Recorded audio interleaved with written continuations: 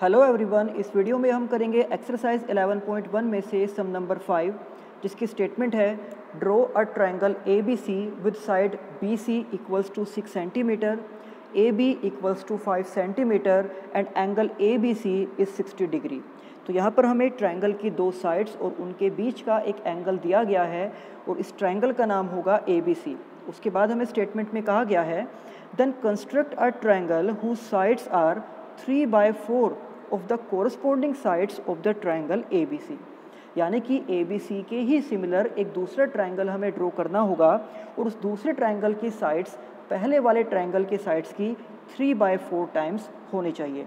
तो अगर आप एक रफ डायग्राम बनाकर देखते हो ट्रायंगल ए बी सी का,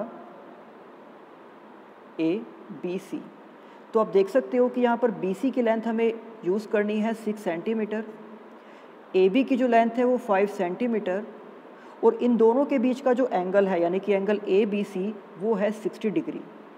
तो दैट मीन्स इस ट्रायंगल को ड्रॉ करने के लिए सबसे पहले हमें यहाँ पर एक साइड, एक लाइन सेगमेंट को ड्रॉ करना होगा जिसका नाम होगा बी सी और उसकी लेंथ होनी चाहिए 6 सेंटीमीटर। उसके बाद हम पॉइंट बी के ऊपर एक एंगल बनाएंगे 60 डिग्री का और उसको हम प्रोड्यूस करेंगे 5 सेंटीमीटर लेंथ तक और यहाँ पर हम इस पॉइंट को नाम देंगे ए। देन जब हम ए को ज्वाइन करेंगे इस सी के साथ तो इस तरह से हमारे पास एक ट्रायंगल ए बी सी बन जाएगा। तो हम इसके सॉल्यूशन में लिख सकते हैं a triangle A dash B C dash whose sides are 3/4 of the corresponding sides of the triangle ABC can be drawn as follows। तो सबसे पहला स्टेप हमारे पास है draw a triangle ABC with side BC 6 centimetre, AB 5 centimetre and angle ABC equals to 60 degree. तो अब आप यहाँ पर डायग्राम में देख सकते हो कि सबसे पहले हमने एक लाइन सेगमेंट BC को ड्रॉ किया और इसकी लेंथ है 6 सेंटीमीटर। उसके बाद पॉइंट बी के ऊपर हमें एक एंगल को ड्रॉ करना है और ये एंगल होना चाहिए 60 डिग्री का।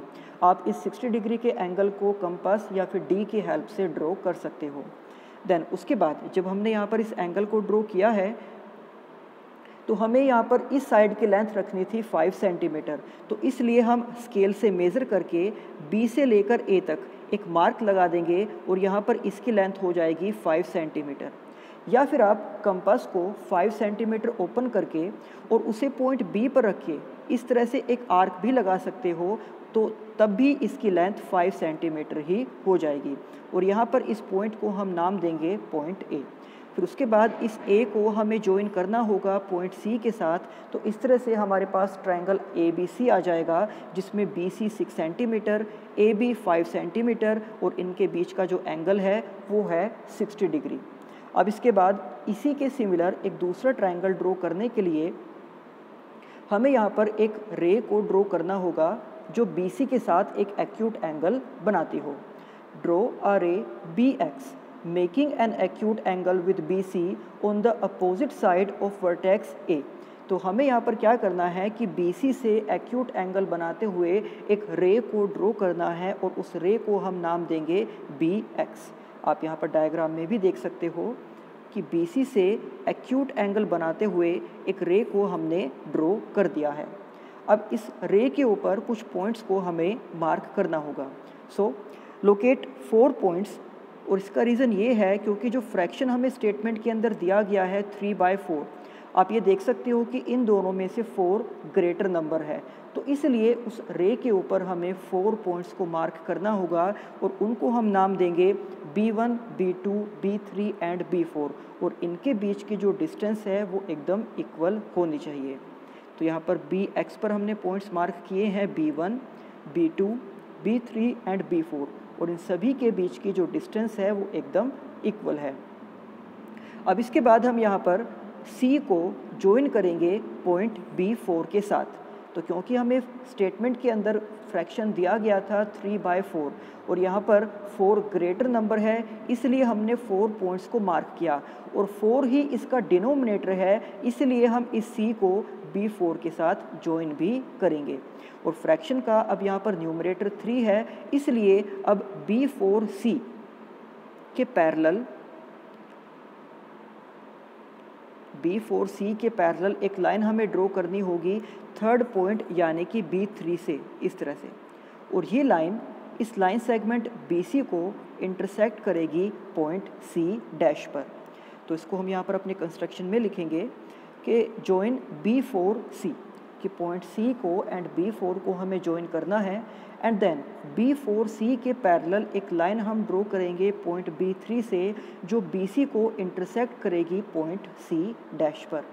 अब इसके बाद यहाँ C डैश से एक लाइन हम ड्रॉ करेंगे AC के पैरेलल, और ये लाइन इस BA को, या फिर आप कह सकते हो कि ये AB को इंटरसेक्ट करेगी पॉइंट A डैश पर। तो इसको हमने यहाँ पर कंस्ट्रक्शन में लिख दिया है।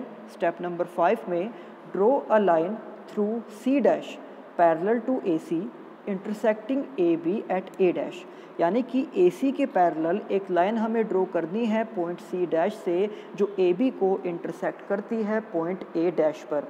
तो इस तरह से अब आप यहाँ पर डायग्राम में देख सकते हो कि जो पहले ट्रायंगल हमने बनाया था उसका नाम है ABC, और इसी के सिमिलर जो दूसरा ट्रायंगल हमने बनाया है उस ट्रायंगल का नाम है A dash B C dash. तो इसका मतलब ये है कि ये रिक्वायर्ड ट्रायंगल है जो हमें स्टेटमेंट में बनाने के लिए कहा गया था।